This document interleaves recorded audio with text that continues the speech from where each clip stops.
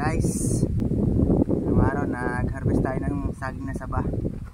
Yan, napakadaming pwedeng gawin dito sa saging na saba na to. Ngayong December, taglamig, kalimitan may kalimacho ang ating saging guys. O yung matigas, yung pagpindot nyo sobrang tigas, halos hindi na makain ng pakinabangan. Yun, kaya tag-araw talaga dapat ang harvest nito, pero sayang naman pag hindi kukunin kasi taba no, yung iba. Siguro nasa 400 kilos na to at may kukunin pa tayo din sa ibaba. Mamaya hindi pa tayo tapos.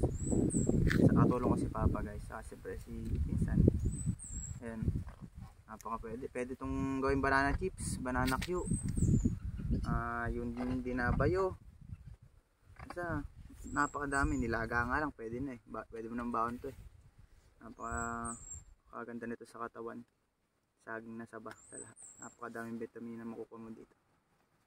Kaya guys, magtanim na tayo nito. Hindi lang pang pamilya, pang buong Pilipinas na. Yan lang guys.